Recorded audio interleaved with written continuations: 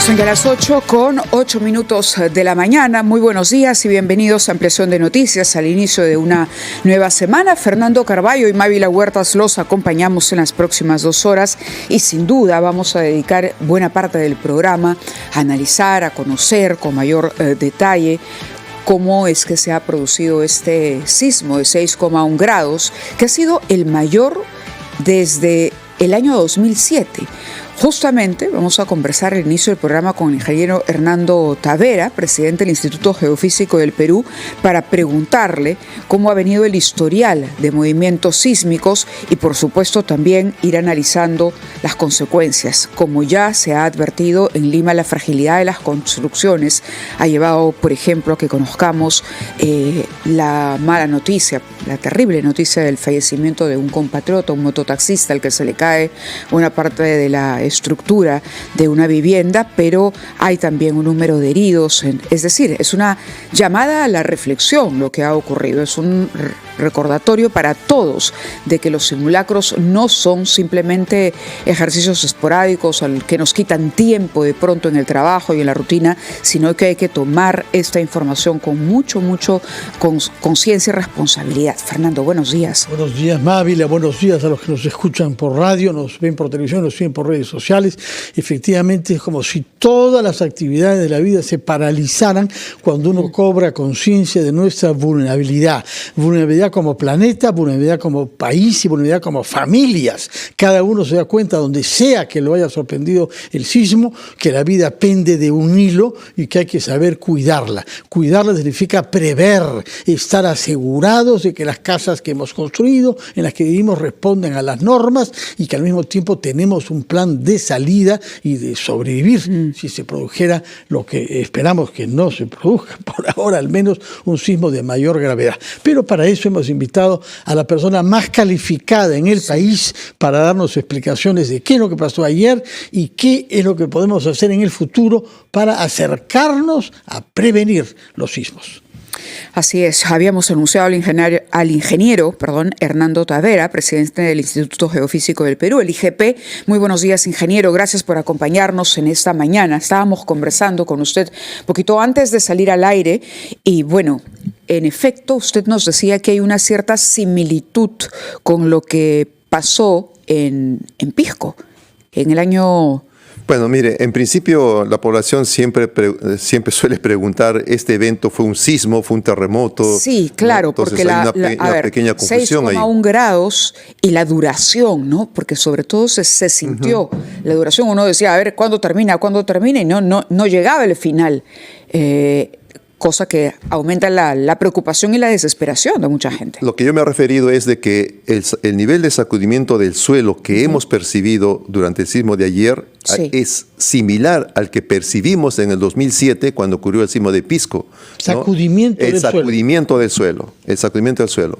Cuando habla de sacudimiento se refiere al sacudimiento del suelo. O sea, lo que uno pero hay el tema del sonido, el tema del movimiento ondulante. El tema ondulante se presenta cuando el sismo ocurre muy lejos, ¿no?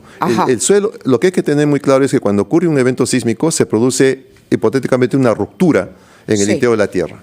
Y de esa ruptura se liberan ondas de calor que se disipan en el entorno y ondas elásticas, que son las que se propagan y en su propagación van sacudiendo el suelo que pisamos. Entonces la pregunta es, ¿cuánto tiempo esas ondas sacudieron en su paso Lima? Entonces el tiempo de sacudimiento ha sido variable, porque eso va a depender de dónde nos encontramos y va a depender también de la calidad de los suelos. Lo que sí podemos decir es que la ruptura duró escasamente 3 segundos, es lo que duró la ruptura. Y de esa ruptura se salen las ondas sísmicas, que es la que sacuden el suelo, que es lo que estamos comentando. ¿Durante cuánto tiempo sacudieron el suelo? Eso es variable, porque si estoy en una zona cuyo suelo es rocoso, el tiempo es menor. Si estoy en una zona donde el suelo es blando, arenoso, con agua o pantanoso, el tiempo va a ser mayor. Si estoy a nivel del suelo, el tiempo va a ser menor, pero si estoy en un piso 2, 3, 4, 5, el tiempo va a ser mayor. Al final es la percepción que nosotros tenemos de ese nivel de sacudimiento, para tener una idea del tiempo que dura. Usted ha hablado de datos relativos a la intensidad, que se mide en grados, pero también a la aceleración. Explíquenos qué diferencia hay, qué impacto tiene uno y otro. Lo que nosotros conocemos es la magnitud del sismo, que indica de manera aproximada la cantidad de energía que se libera.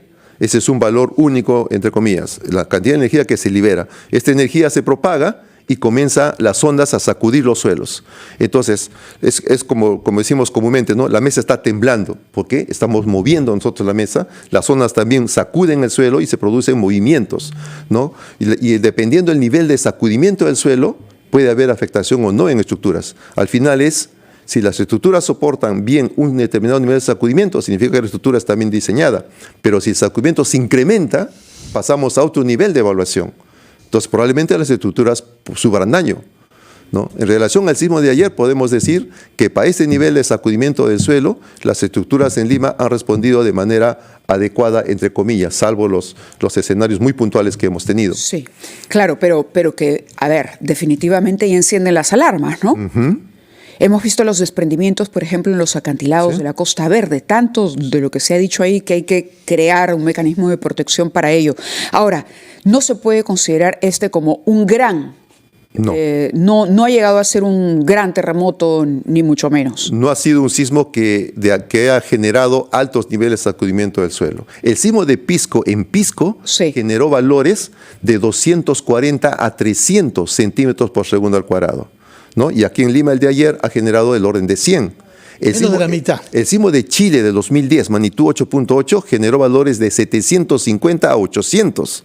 Y el sismo de Japón 9.0 llegó a generar hasta 950, ¿no? centímetros por segundo al cuadrado. Entonces, realmente estamos en un evento sísmico de magnitud bastante moderada que ha generado niveles altos de aceleración del suelo, que no ha sido lo suficiente para generar un daño estructural importante en Lima metropolitana. Ahora, hay un punto común en varios de los sismos de los últimos tiempos, es que su epicentro se halla bajo el mar.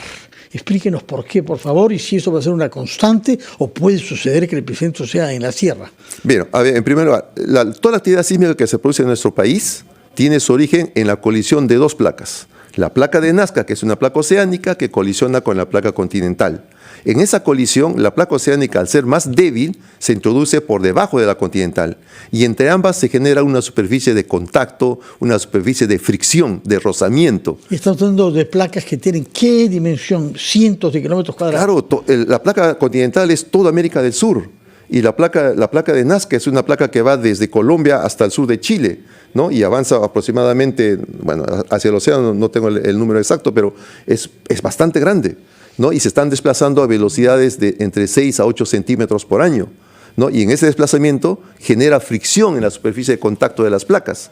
Y ahí se produce toda la actividad sísmica de nuestro país. Entonces, cuanto más pequeña es el área que está acumulando esfuerzo, el sismo es pequeño.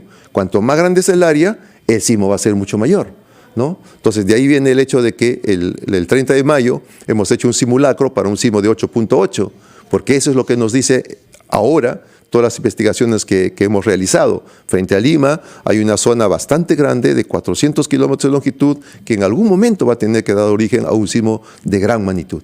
Y hay que prepararse. 400 kilómetros quiere decir desde Huacho hasta Ica, más o menos. Más o menos. Ahora, cuando habla de gran magnitud, el de ayer nos dice no lo ha sido. ¿Cuál ha sido el último?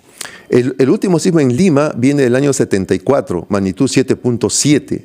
Y después del año 75, Lima sufre la migración, ¿no? Y la población que migra comienza a autoconstruir viviendas en zonas de alto riesgo, ¿no? Que da origen a todos los distritos que están alrededor de Lima. Y en los últimos 10 años, la población ha ido asentándose en la ribera de las quebradas, la lomada de los cerros, como decimos comúnmente, ¿no? Entonces, al final, sin querer hemos ido nosotros mismos construyendo una ciudad de Lima cada vez en mayor riesgo desde el punto de vista estructural. Ingeniero, tenemos que ir a una pausa, por favor, después de la cual yo quisiera que nos explique qué se está haciendo a nivel mundial para prevenir, para ganar por lo menos algunos segundos. Usted habla de que tenemos un sistema de mensajería actualmente, pero no de prevención propiamente. ¿Cómo es ese sistema y cuándo podremos contar con él, por favor? Nos lo dirá Ávila después de la pausa.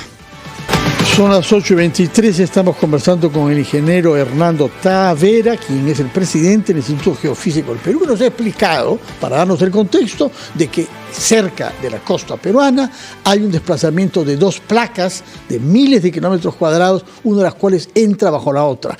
Este movimiento se realiza en razón de 6 centímetros cada año y se puede anticipar en consecuencia que cuando entra profundamente produce sismos. Quiere decir que sismos habrán de todas maneras. Lo importante es estar preparados para la construcción de nuestras viviendas y para reaccionar cuando se produzca un sismo. Ahora bien, ¿qué sistema tenemos actualmente de mensajería? Y usted preconiza que adquiramos a la brevedad posible, ya lo estamos haciendo, ya no solamente mensajería, que ha habido algo en Tacna que va a llegar acá y que eso tomará 60 segundos, sino propiamente de prevención. Explíquenos, por favor, qué experiencias hay en el mundo respecto de eso y en qué estamos nosotros en el Perú. Bueno, evidentemente el avance de la tecnología y el conocimiento científico ha llevado a muchos países como México, por ejemplo, tener sistemas de alerta temprana de sismos, ¿no? Y en el Perú este proyecto también se empezó en el año 2000 y es un proyecto que está en pleno proceso de ejecución, se llama SASPE, ¿no? Hay 2 socios estratégicos, el IGP e INDECI. Como IGP ya hemos concluido ya de instalar una gran cantidad de sensores a lo largo de la zona costera, hemos implementado los centros de control también en cada región, e INDECI en este momento está avanzando con la instalación de bocinas en cada uno de los distritos, ¿no? ¿Bajo el mar? No. Son sistemas que se ponen bajo el mar. Los sensores en el caso nuestro están a lo largo de la zona costera, lo más cerca de la zona del mar, como usted llama, lo más cerca, ¿no? Y algunos están en islas, ¿ya? Y cuando ocurre un evento sísmico, cualquiera de estos sensores que detecte el sismo tiene la particularidad que inmediatamente va a poder determinar la magnitud y el epicentro. Y con ese dato es suficiente para dar un aviso de que se ha producido un sismo y que las ondas sísmicas están avanzando, claro, a que puedan causar daño a una determinada. Lo importante aquí es la anticipación. Claro. ¿Cuánto tiempo se puede, antes, digamos, de que empiecen a sentirse los efectos, puede la población reaccionar, si es que existiera esa posibilidad? Va a depender mucho de qué tan cerca yo estoy del epicentro del sismo, ¿no? Un ejemplo he puesto en estos días, ¿no? En el sismo, por ejemplo, de Mala se encuentra casi 80 kilómetros al sur de Lima. La alerta para Lima, si se produjera un sismo frente a Mala, la alerta para Lima debería llegar entre 10 a 12 segundos de anticipación. Si hubiera funcionado en el sismo de Pisco 2007, que está a 280 kilómetros Pisco, la alerta para Lima hubiera llegado entre 30 a 35 segundos de anticipación. Y si el sismo ocurre frente a la costa del Callao, de Lima, del Callao, a 60 kilómetros mar adentro, la alerta para Lima probablemente llegue entre 7 a 8 segundos de anticipación. Entonces yo creo que cada segundo de alerta que se pueda dar en su momento cuando este proyecto funcione, yo creo que va a ser muy importante. Claro, va a ser importante. Va a ser muy importante, ¿no? Usted nos explicaba antes, y leo aquí algunas declaraciones también que ha ofrecido a otros medios, un sismo de 8,8 generaría rupturas en la corteza de longitud de 350 a 400 kilómetros, pero el de hoy solo ha roto centímetros. No. ¿A qué se refiere con esto? No, lo que probablemente he tratado de decir es ahí de que en el caso de Lima se ha identificado frente a Lima un área que está acumulando esfuerzo y deformación, ¿no? de una longitud de 400 kilómetros aproximadamente frente a la región central de Lima. Y esto podría dar origen a un sismo de 8.8. que es por eso que hacemos el simulacro para este nivel de magnitud. Claro. El sismo de 6 que ocurrió el día de ayer simplemente ha producido ruptura de algunos metros. Por eso es importante, si la energía se está acumulando, ¿no? El sismo ocurrido ayer no ayuda, digamos, a liberar esta energía acumulada en la zona de acoplamiento sísmico frente a la costa de Lima, en algún momento se va a tener que liberar. Claro, claro. Entonces, eso nos lleva a la conclusión de que sí o sí, lo que no sabemos es cuándo se va a producir un sismo hay algo muy de gran importante. magnitud. Hay algo muy importante. La población, cualquier persona siempre nos pregunta ¿cuándo va a ocurrir el próximo sismo? Claro, es que es la pregunta de cualquiera que no es experto. Entonces, dice, bueno, ¿para cuándo me preparo? La ciencia, lamentablemente, hasta la fecha no encuentra el camino para llegar a decir tal fecha va a ocurrir el sismo. Pero la ciencia se ha dado pasos muy grandes para decir el sismo va a ocurrir aquí y puede tener este nivel de magnitud. Y con esa información ya es suficiente para prepararnos. Y eso significa 8.8 en el espacio de 200 kilómetros al norte y al sur. Exactamente. Ahora, respecto de lo que ustedes pueden ganar como tiempo para pasar el mensaje, nosotros como grupo RPP tenemos una vieja relación con el IGP y le agradezco mucho que estén presentes acá desde temprano el lunes y ha hecho declaraciones a todo lo largo. Pero es indispensable que la noticia llegue de una manera automática, porque se trata de 50 segundos en algunos casos como máximo, y hay que prevenir por la radio y radio a transistores si es que hubiera problemas con la electricidad, ¿no? Pero estamos suficientemente conectados para que la información pueda partir de inmediato, no bien ustedes sepan que se está produciendo esto. Bueno, hay dos cosas importantes, ¿no? Ya he tenido reuniones con autoridades de RPP.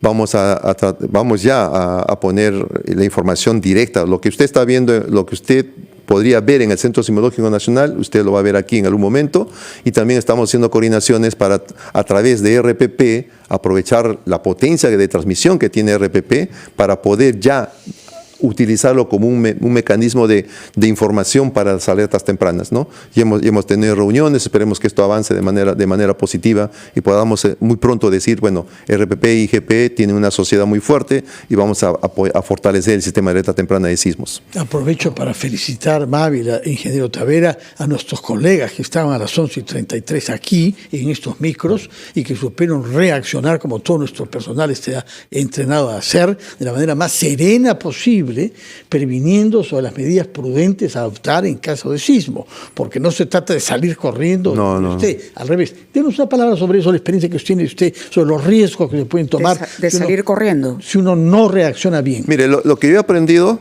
he tenido la experiencia del sismo de 2001, 2007 y una experiencia real en Japón con el sismo de magnitud 9.0. He estado ahí en Japón, ¿no? Y las experiencias ¿Estaba previsto que hubiera un sismo cuando fuera usted? Sí.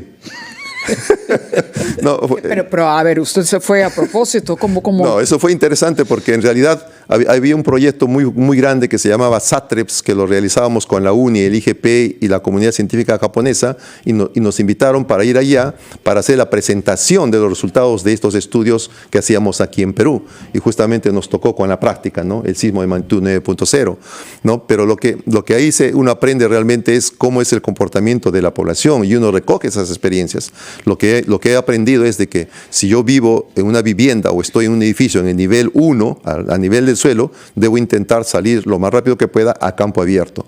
Pero si estoy del segundo nivel hacia arriba, ya debo haber identificado la columna que da sostenibilidad a mi estructura, a mi casa, a mi edificio y ubicarme ahí. Si estoy cerca del ascensor, alrededor del ascensor, pero no salir inmediatamente en pleno sacudimiento. Termina el sacudimiento del suelo, intentar ya salir a campo abierto, teniendo mucho cuidado con el tema de las réplicas, ¿no? Ingeniero Tavera, muchísimas gracias por estar acá. Su presencia siempre es muy tranquilizadora y sus consejos prudentes. ¿Cuándo que tendremos completos todos los sensores que están adquiriendo para poner a lo largo de la costa concernida y de las islas, como nos ha dicho? Bueno, yo espero que hay dos partes aquí. Uno, que INDECI termine ya de colocar las bocinas a nivel de Lima Metropolitana y el Callao, y el otro, el trabajo que podamos hacer junto con RPP para que podamos ya tener un medio más de comunicación para el establecimiento de la alerta temprana de sismos. Muchísimas gracias por su presencia, gracias por el esfuerzo que hacen por ganar un poquito en tecnología para prevenir, aunque sea unos segundos antes. Muy buenos días. Buenos días. Y gracias otra vez. Hacemos una pausa y retomamos Ampliación de Noticias.